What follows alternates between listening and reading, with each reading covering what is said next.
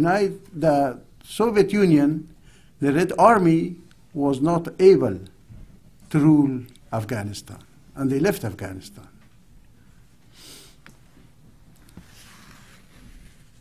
This was in '88, and after 10 years of destruction of Afghanistan, and the Soviet Union was responsible of that, Mr. Gorbachev, when he took the power, he gave all freedom to the Red Army to do anything but to solve the question in a few months. And the Red Army promised to him that they will do that. This was in '85. But nothing happened, and the Mujahideen of Afghanistan were fighting, and also there was an assistance from the security intelligence of Pakistan was also helping the Afghans. And the result was that the Soviet Union not only did not succeed in ruling in Afghanistan, but the Soviet Union and the Red Army was so demoralized. And the result was also, because of this reason and other reasons, was the dismemberment of the Soviet Union. This was the end of Soviet Union. Afghanistan was one of the main factors of the end of the Soviet Union.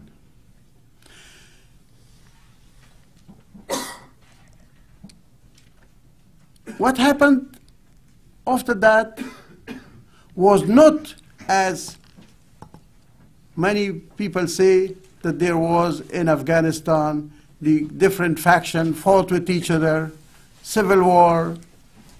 No, it was not that. There was one man who was linked to the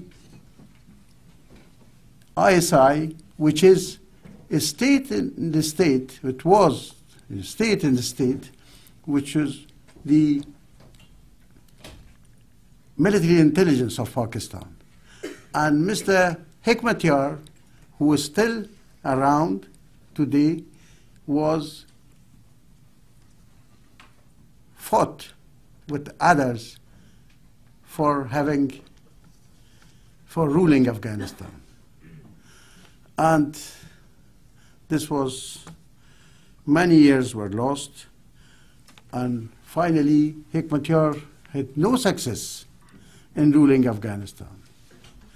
And this is why the Taliban were created. And the Taliban were created also by the Pakistani authorities and by Mr. Babar, who was one of the, who was still there around, and he was a kind of godfather for the Taliban. And this was, the year was '96 when they invaded the capital, Kabul. Since then, Mr. Hekmatyar had to go to Iran and was protected by the Iranians. He left for Iran, and the Taliban started to advance in Afghanistan. But things changed, because in '96 also bin Laden was in Afghanistan.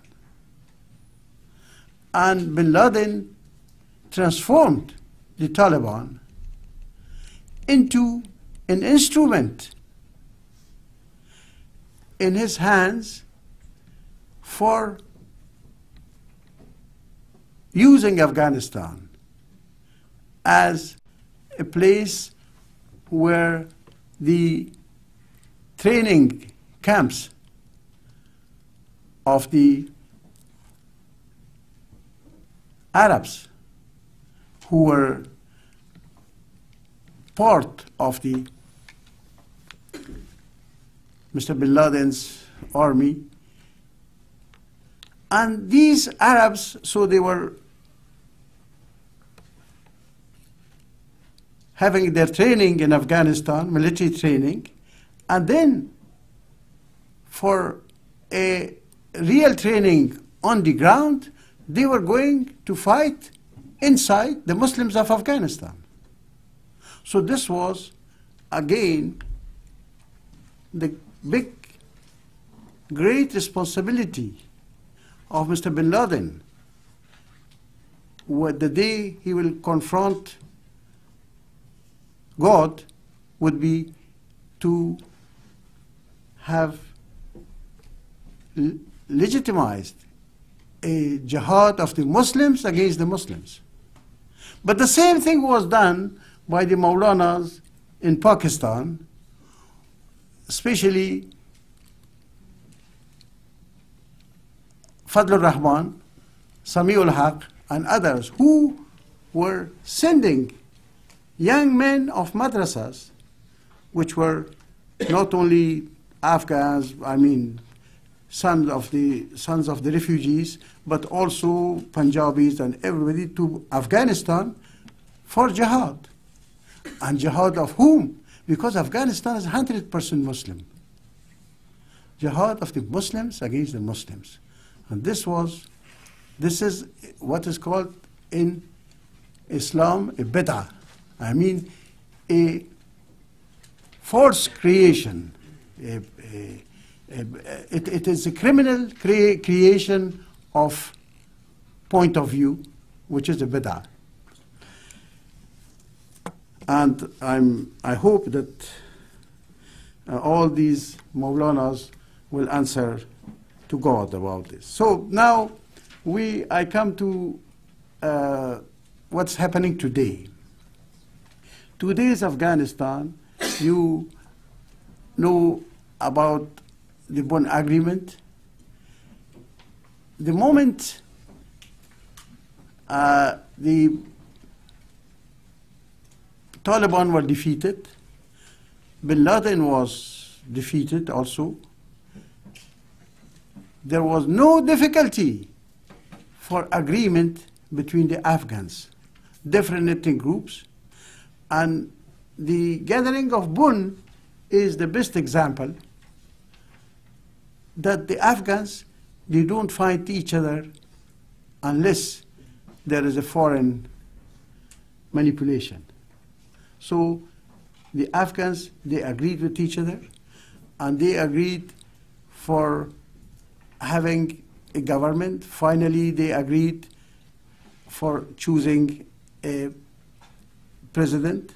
For also, they agreed on in the Loya Jirga. Loya Jirga is a great assembly, and the transitional government was formed, and that transitional government is there.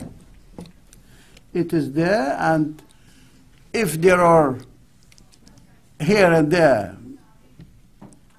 especially in the southern part and eastern part of Afghanistan, there are some important clashes where the Americans are attacked, and this is also something which happened even before. I mean, in the 30s, in the 40s, there were also some ethnic clashes, and all administration had to fight some forces of the tribal forces. But it is not more. So I think that Afghanistan, in spite of everything which is said about security in Afghanistan, is not confronting a danger of a massive war, of a massive armed conflict. Afghanistan is, for the time being, I hope it will continue, can plan for his future.